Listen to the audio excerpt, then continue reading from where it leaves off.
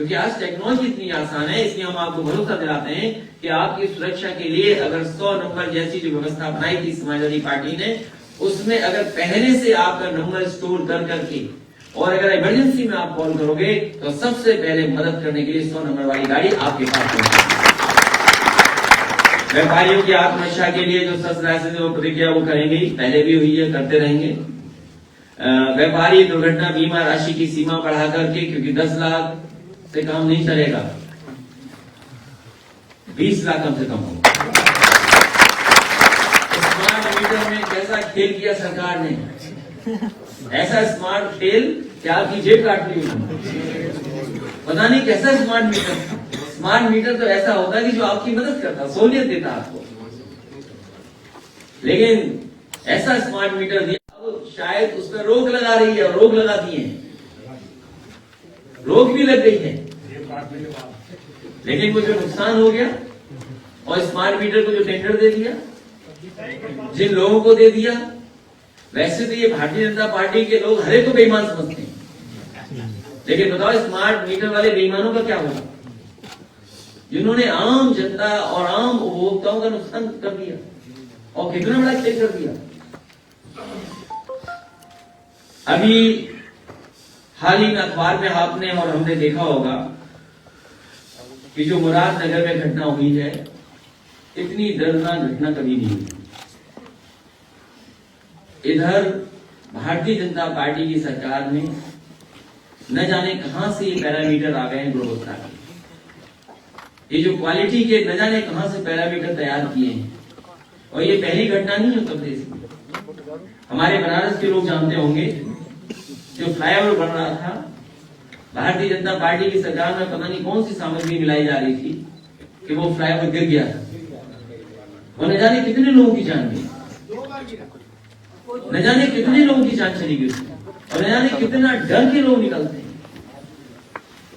और इसी तरीके से अभी एक्सप्रेस में जो नया बनना, न जाने कितने उसके बीम या जितने हैं, न जाने कितने चटक गए हैं, कई बार गिर गए हैं, और जगह भी कई जिलों की सूचना है एटा से भी गिर गया था, एटा में गिरा था, और भी जगह की है ऐसे जो गिरे हैं, नुकसान हुआ जिससे।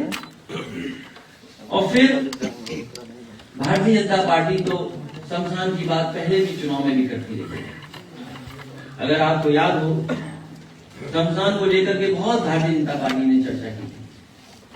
अब भारतीय जनता पार्टी की सरकार के लोगों को बताना चाहिए कि आखिरकार ऐसे शमशान कौन बनवा रहा था जिसमें इतने बड़े पैमाने पे लोगों की जान गई।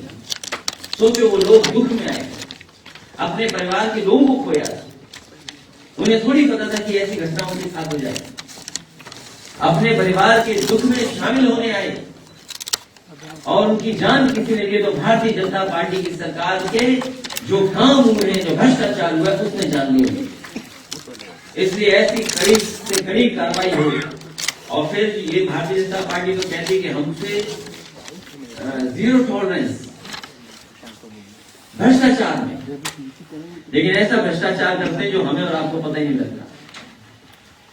उनका भ्रष्टाचार तो हम और आप पकड़ ही नहीं पाएंगे, ऐसा भ्रष्टाचार जिसको हम समझा भी नहीं पाएंगे गरीब आदमी। ऐसा कमाल के आंकड़े पेश करते हैं, आंकड़ों से खिलवाड़ करते हैं कि जिसका भ्रष्टाचार हम और आप नहीं पता। और देखिए, उनके खुद गलत फैसले की वजह से बैंकें डूब गई, बैंकों को बैंक में मर्ज कर दिया, लेकिन वो सॉल्यूशन नहीं है। एक बैंक खत्म करके जो बड़ी बैंक बना दो घाटे वाले लोग कैसे बैंक को कारोबार को मुनाफे में लाएंगे?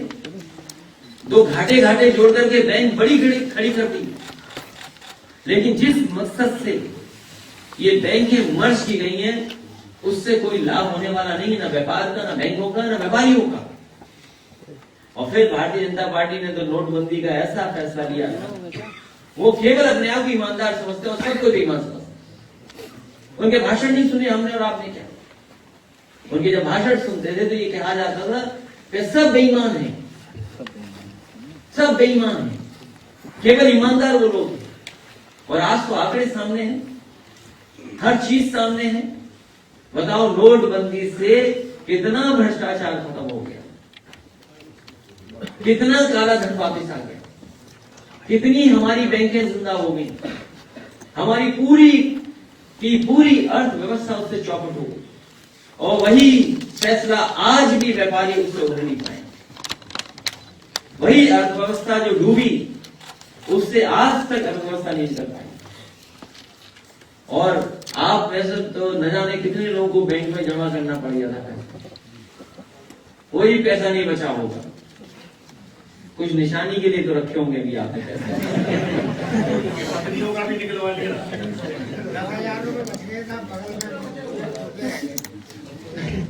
कुछ निशानी के लिए तो रख लिया होगा।